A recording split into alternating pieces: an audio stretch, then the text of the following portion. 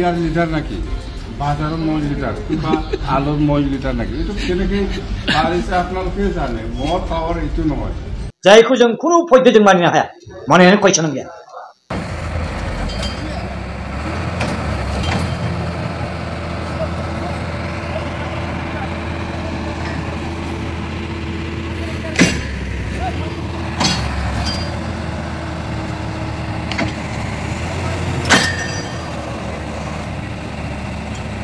सफ्टनेट कम्पानीनि थुलसिया बेसेबां स्ट्रं नोंथांमोना भिडिअनि फुटेजखौ एसे नायलां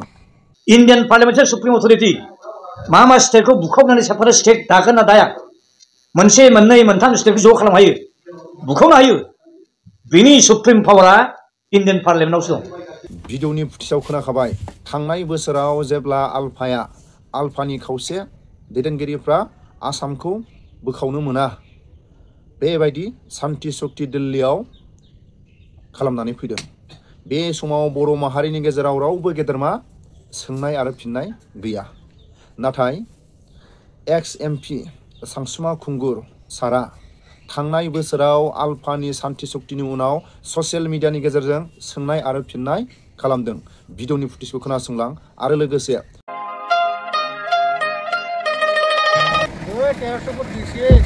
1300 फुट ना वानाय पानी नेनानै दङमोना नोंखौ फैगोन साननानै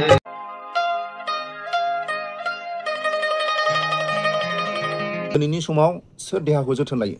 गोजां बोथोर समाव एसे एसे गुजुस्रेमनाय गगा मोननाय एसे दुरबल मोननाय जायो नाथाय नोंथांमोना फोथायोना फोथाया थुलसि नैबे थुलसि आं बख'नानै बे थुलसि मा कम्पानि कम्पानिखौ आं खिथानि सफ्टनेट कम्पानिनि बियो माने थुलसियाथ' बहुत अनेक कम्पानि दं उन्दुनायनि सिगां दैखौ आसिथाइनैसो लादो ओमफ्राय बेखौ थरथिंथाम बा थरथिंब्रै बारा थरथिंबा होनानै लोंनानै उन्दुयोबा देहानि माखासे अबेबा रोदाफ्राव जिखुनु जाया एसे गुजुस्रेमनाय गगा मोननाया स्रां जायो आरो फुङाव सिखारनानै हाथाय साथाय फुखांनानै साहा लोङैनि सिगां एसे दै दुंब्रुद-ब्रुदजों थरथिंबासो होनानै बा थरथिंब्रैसो होनानै लोंदो आरो 10-15 मिनिटसो उनाव साहा लोंबाबो जेबो नंला मोननै दं नैबेयाव जाहैबाय खालि बे खालि बेयाव दै गैया ओमफ्राय नैबेयाव दै दं नैबेखौ आं एसे ओरै होबाय बुजिबाय दा आङो बे सिङाव थानाय देहानि माखासे अबा रोदानि एसे सलासल माने रोदाफोरनि माबाखौथ' आंथ' नुला बा देहायाव माखासे जाम जानानै थानाय गुजुस्रेमनाय गगा मोननाय नों आंहाथ' नुवा आं देहा सिंनि माबाखौ माजों दिन्थिनो बे बिटाडिनखौनो आङो एसे लोंनानै आं नोंथांमोन दिन्थिनो हो बे दैयाव बिटाडिनखौनो आङो एसे जेनेबा लेथ्रा खालायबाय आरो बे गोजा जाबाय माने जेनेबा सिंनि आरो आं बेखौ माने नोंथांमोननो ओरैनो बे दिन्थिनो थाखायल' आरो माने देहा सिङाव जेनेबा अबेबा रोदाफ्राव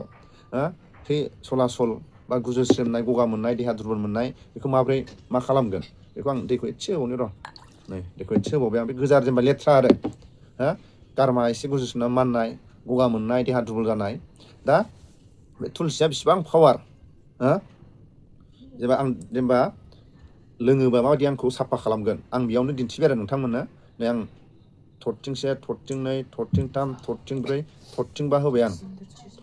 आरो एसे लोंनाङा मोजां स्रां मोनखायो आरो बिदि लोंनाङा आरो बयबो लोङो नालाय सोरबा न'खरनि गथ'फ्रा लोंगोन सोरबा लोंगोन नाथाय आं डाइरेक्ट नोंथांमोननो दिन्थिनो बिदि खालायबाय आरो दा नै बेयाव माबा खालायबाय आं बेखौ होदों आरो थुलसिखौ बे साफा खालायगोन आरो दसे उनाव माने आं सिंनि लेथ्राखौ जेनेबा नोंथांमोनखौ दिन्थिनो हाला दा बे बुस्थुआनो साफा खालामगोन आरो देहाखौ जोथोन लायोबा बे थुलसिजोंनो एसेबाबो हाजासे नङाबाबो 100% नङाबाबो माने 60-70 बिसोरखौ गावनि देहाखौ फोसाबना लानो हागोन 100 फोसाबनानै लानो हायाबाबो माने 60-70खौ गावनि देहाखौ जोथोन लानो हानाय जायो आरो जोथोन लानो हानाय जायो थुलसिनि दामा बारा नङा गुबुन कम्पानिना दाम जानो हागौ बे सफ्टनेट कम्पानिनि थुलसिया नोंथांमोना जुदि सोरबाफोर बायोबा 220 थाखाल' मा लस दं उन्दुनो टाइमाव एसे दै आसि थाइसेबा थाइनै होनानै थरथिंबासो होनानै लोंबाय उन्दुबाय गावनि देहानि गगा मोनस्रोनाय एसे गुजुस्रेमनाय एसे दुरबल मोननाय देहाया स्रां जागोन आरो फुङाव सिखारनानै हाथाय साथाय फुबाय दुगैबाय साहा लोङैनि सिगां 10-15 मिनिट सिगां दै दुंब्रुद लाबाय दै दुंब्रुद लानानै आरो थरथिं बिदिनो थरथिंब्रै थरथिंबा होनानै लोंदो देहानि माखासे अबा रोदा थै खारनायफ्रा एसे जुदि अबा रोदाफ्रा जुदि प्रब्लेम जादोंबा अबेबा जिखुनु जाया एसे मानलु मानलाफोर दंबाबो एसे गुजुस्रोमनाय जायोबा एसे गोदोनायाव मानलु मोनो दा नै जालांबाय थाबाय आरो बिदिनो दसे गोबाव थायोबा बे गुफुर जाजोबगोन आरो सम नांगौ नालाय बे दैया नै आसि थाइसेनि एसे बारा बे आसि थाइसेनि दैखौ साफा खालायनो बे थरथिंबायाथ' सम नांखागोन ना बे आसि थाइनैनि एसे खाथियाव बे थरथिंबायानो नै एसे बेखौ फिल्टार खालायलांगासिनो दं आरो फिल्टार माने बेखौ साफा खालायलांगासिनो दं आरो बेखौ जुदि 5 मिनिटसो 10 मिनिटसो जुदि नांगौ जायोबा बेखिनिखौ अबा मानसिनि देहायाव एसे माखासे थैनि रोदाफ्रा एसे अबेजोंबा थै खारबाय थानाया जुदि सला एसे अबेजोंबा प्रब्लेम जादोंबा अबेबा मोनसेया बा एसे गुजुस्रोमनाय जादोंबा देहाफ्राव एसे लोरजा जादोंबा बे मानसिनि देहाखौ फोसाबनो एसे सम नांखागोन नङा होमबा दा मास मोनसेसोआव एसे आसा खालामनो हायो नङा होमबा कन्टिनिउ जुदि मास मोनसे लोङोबा मानसिनि देहाखौबो बियो मानसिनि देहायावथ' बेसेबां दै थायो मानसिनि देहायाव बेसेबां थै थायो बेयो हाखागोन एसेबाबो फोसाबनो 100 नङाबाबो माने 70% हमनानै ला 70%खौ नोंथांमोना हमनानै लानो हायो आरो दा अनेक आङो नोंथांमोननि खाथियाव आङो बाथ्राखौ बुंबाय थरथिंबा होदोंमोन आं नै थरथिंबानि गेजेरावनो नै साफा जागासिनो दं होमबाबो आं थाब जानायनि आरो थरथिंनिसो होबावनि नोंथांमोना एसे नेनोबो बानो हागौ बुंबाय थानायखौ नै आङो नै थरथिंनिसो होबावबाय थाब जासिगोन आरो बियो नोंथांमोननो थाब दिन्थिनांगोन नालाय माने दहाय थरथिंब्रै ना थरथिंबा होदोंमोन नै दा मथा मथि आं दे हमना लाबाय बारा 10 थरथिंखौ हमना लाबाय आङो 10ता नङाबाबो 8 थरथिंसो जादों आरो ना बा नायदो नै बेखिनिखौ जुदि साफा खालायदोंबा नोंथांमोना बेहाबो एसेबाबो बुजिखागोन बे दैयाव बेसेबां बिजानु दंमोन दहायथ' आं माने बे बिटादिनखौ आं दहाय होनानै गोजा खालायदोंमोन नोंथांमोननो दिन्थिनो बेखिनियाव बे गोजा बुस्थुखौ गोजा खालारखौ बे साफा खालायबाय एसेबाबो नोंथांमोना बुजिनो हाबाय आंनि चेनेलनि नायगिरि गेदेमा रायजो राजा एसेबाबो बुजिनो हाबाय नै एसेबाबो नै 10 थरथिं नङाबाबो 8 थरथिं जानो हागौ 8 थरथिङाव बियो बेखिनि दैखौ साफा खालायबाय नै साफा खालायबाय आरो ना बेखौ लोंनाङा दै बा बिटादिन होदों नालाय बेखौ होदों नालाय लोंनाङा बेखौ लोंनाङा आरो ना बेखौ लोंनाङा दा नै साफा जालांबाय दा बे बुस्थुआ मानसिनि देहायाव जुदि सासे मानसिया जुदि मास मोनसेनि बारा लोङोबा मानसिनाव थानाय माखासे बिजानुआ मानो थैया बिजानुआ सेस जागोन नोंथांमोनाल' फुं बेला लोंनो नाजाथार नोंथांमोना लोंनो नाजा थुलसि अनेक कम्पानिनि थुलसि थायो नाथाय आङो सफ्टनेट कम्पानिनिखौसो आं दिन्थिदों दै नोंथांमोन सफ्टनेट कम्पानिनिखौसो आं दिन्थिदों नोंथांमोननो नाथाय थुलसिया अनेक कम्पानि दं अबे कम्पानिया स्ट्रं अबे कम्पानिया स्ट्रं नङा आं बेखौ बुंनो थाङा गासिबो कम्पानिया मोजां नाथाय नोंथांमोना अबे कम्पानिखौ जायोबा नोंथांमोना एसेबाबो थाब एक्सन होगोन बेखौ नोंथांमोना नाजा गावनो गाव बेनि थाखायनो फुंनि बेलानि मोनसे बायनानै 220 थाखाल' बिनि दामा 220 थाखाखौ नोंथांमोना गय जानानै सिगारेट जानानै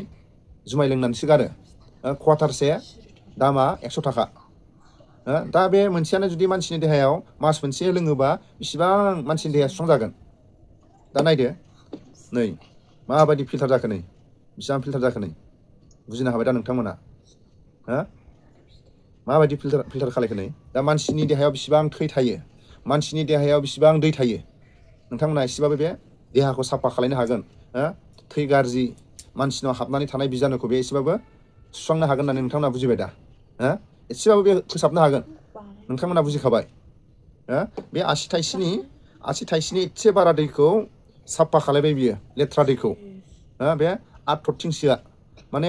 बे थरथिंब्रै जाखायोमोन नाथाय आं नोंथांमोननो थाब जाथों होननानै आं एसे बारा होदों आरो ना 8 थरथिंसो जागोन खोब बारा 10 थरथिं जागोन आरो नै दा नै सिगांनि दैजों नैबे दैजों एसे जाहांबाय एसे गोबाव दोनोबा आरो जाबावगोन आरो दा बिनि थाखायनो नोंथांमोना बिदि माबा फैगोन आरो नै बिदि खलथायाव फैगोन आरो आं बेखौ दिहुननानै नै बिदि खलथायाव फैयो बिदि खलथायाव आरो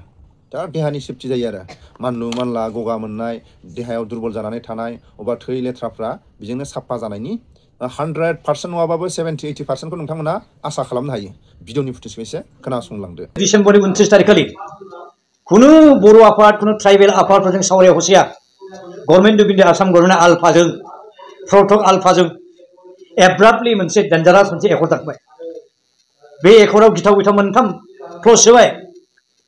मोनसे सिरियास क्लजआ जाबाय जे आसामनि टेरिटरियेल इन्टिग्रिटिखौ गभर्नमेन्ट अफ इन्डिया मेनटेन खालामगोन जाहैबाय दैट मिन्स आसाम स्टेटनिफ्राय कुनु मोनसेबो गोदान स्टेट बुखावनो मोनला जाहैदों बिसि डेन्जारास जोंहा जे सेपारेटिस्ट मोनथारनांगौ इन्डिजिनास मानसि हिसाबै आसामा जोंनि हिसाबै बेयाव थाला लागायनाय जायाखै होनबा डेन्जारास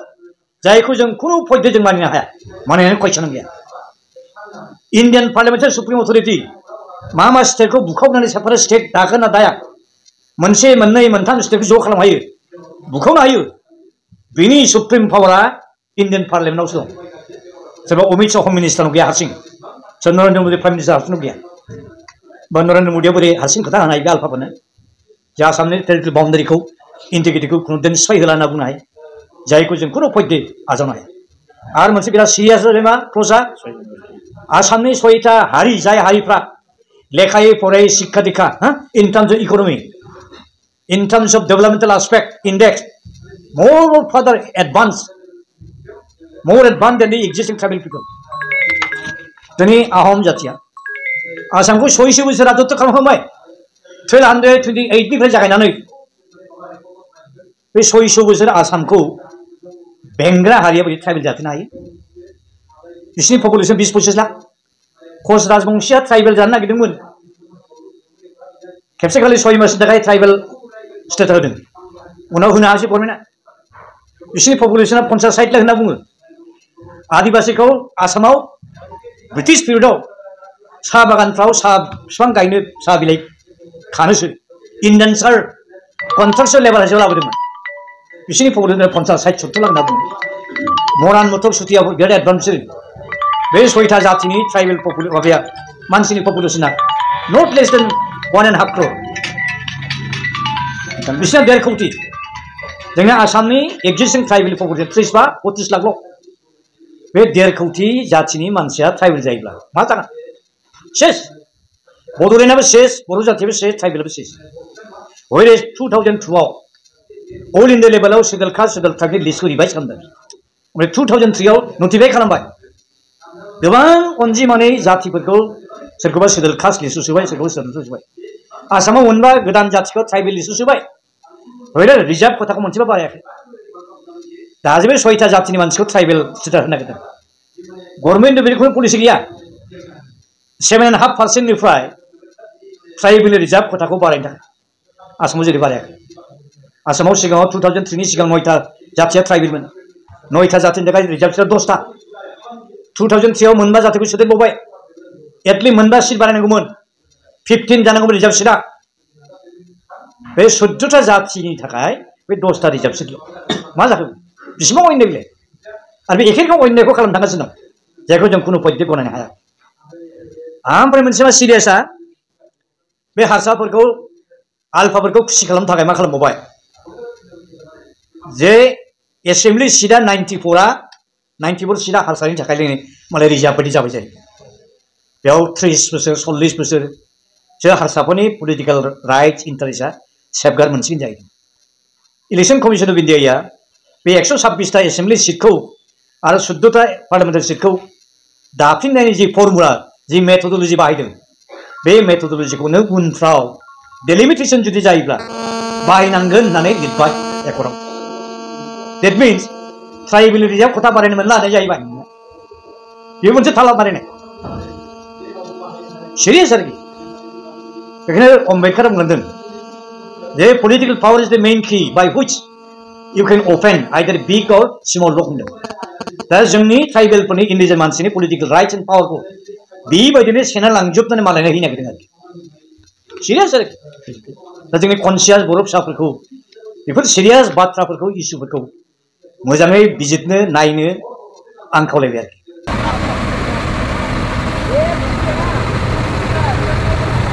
थांनाय साननैसोनि सिगां आंनि गामियावनो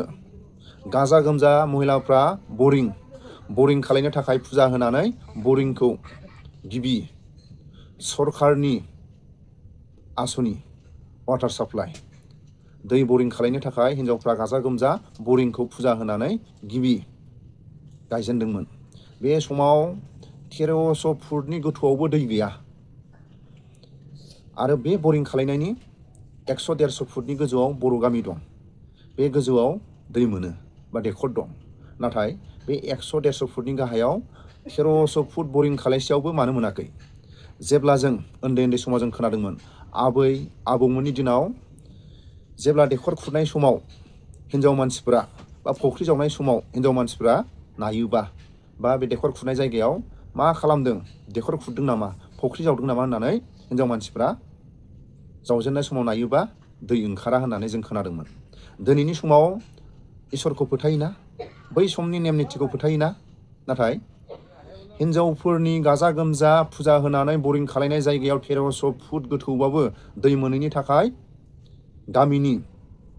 गागि हौवा मानसिफ्रा बे 1300 फुटनिफ्राय बरिंखौ बुखुफिननानै गुबुनाव गायफिननो गोनां जादों। नाथाय बे बरिं खालायनायनि 100-150 फुटनि गोजौआव बर' गामि दं। बे गोजौआवनो जुदि दैखर दङबा, दै दङबा, बे 1300 फुटनि गाहायाव मानो दै मोना? हिन्जावफोरनि गाजा गोमजा फुजा होनानै बरिं खालायनाय नेम निथिया बै समनि आबै आबौमोननि दिनाव जों खोनानाय बाथ्राया नंगौ खोमा। भिडिअनि फुटेजखौ एसे खोनासंला।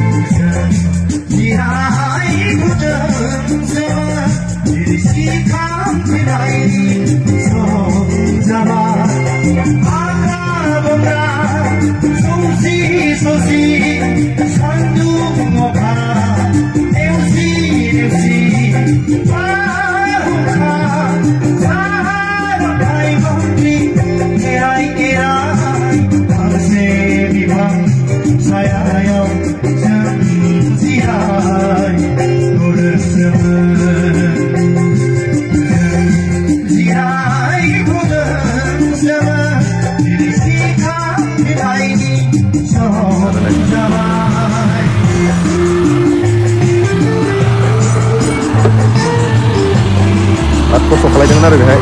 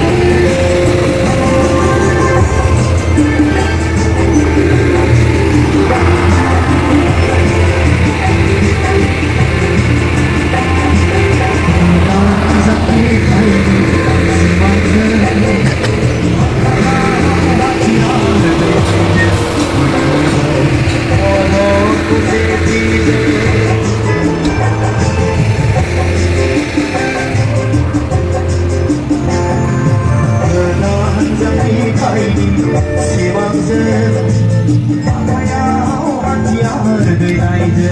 Olive Odot kusicize Gaire zata Mai kaini Si Februari kali Gaire zata Mai kaini Si Februari kali Isi mumi Sirai tonai Turai gui bekong kali menderma Isi mumi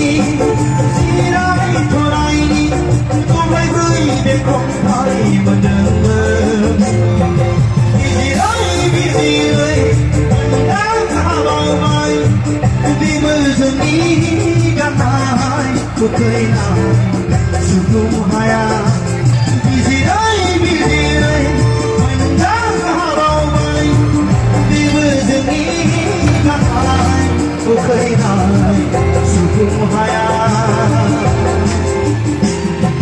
Bodohin nama Gemerlanggan Anak hayaja Raja gaya benar Zirai kudan zaman Diri sikap tinggai di Som zaman Zirai kudan zaman Diri sikap tinggai di Som zaman Agra-bura Susi Sandung waka Neusi Baruka Sarantai bangli Erai Kamse bintang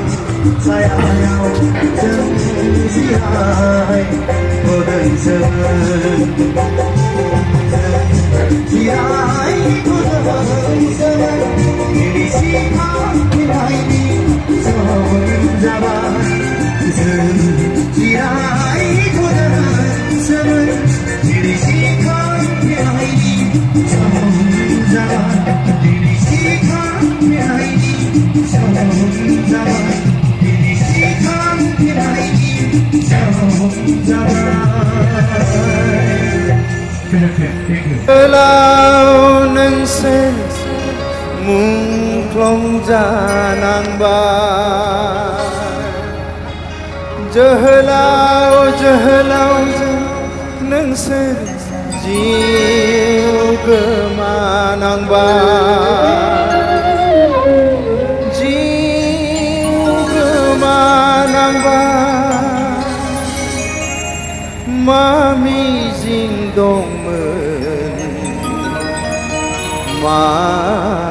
gayangan Neng sini sayang Bima bipa ada Bisi pisah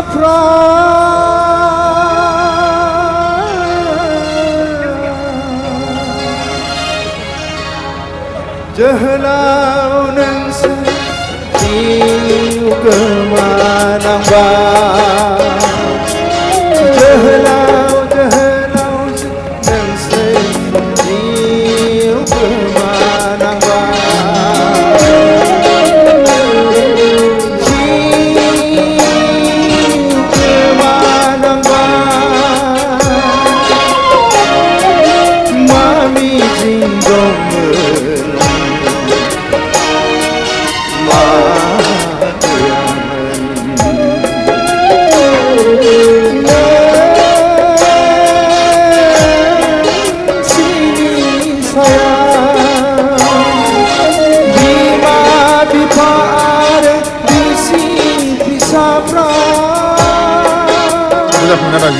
Jehelau neng sen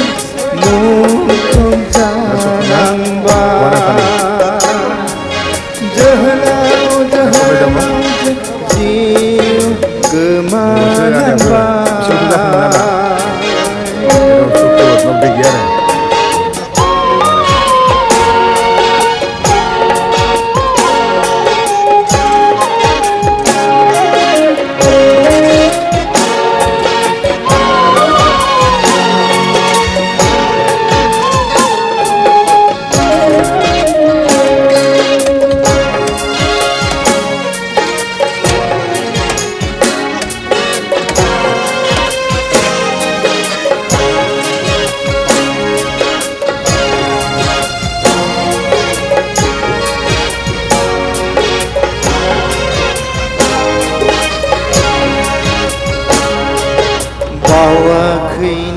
नोंसोरखौ हारि अनथावनि मुंख्लंफोर नेवसियाखै नोंसोरखौ दाबो जों नोंसिनि मुङाव आलारि बाथि सावो बावाखै नोंसोरखौ हारि अनथावनि मुंख्लंफोर नेवसियाखै नोंसोरखौ दाबो जों नोंसिनि मुङाव आलारि बाथि सावो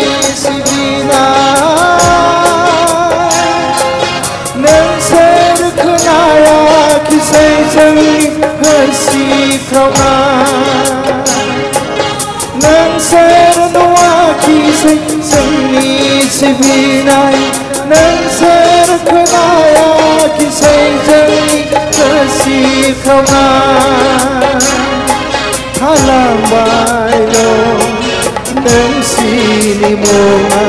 जारिमिन बिखायाव गोजाथैजों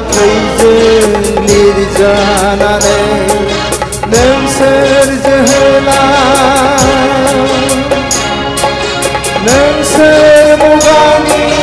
जोहोलावजों मा मिजिं दंमोन मा गैया नोंसिनि साया जोहोलाव नोंसोर मुंख्लं जानांबाय जोहोलाव जोहोलाव जिउ गोमानांबाय जिउ गोमानांबाय जिउ गोमानांबाय जिउ गोमानांबाय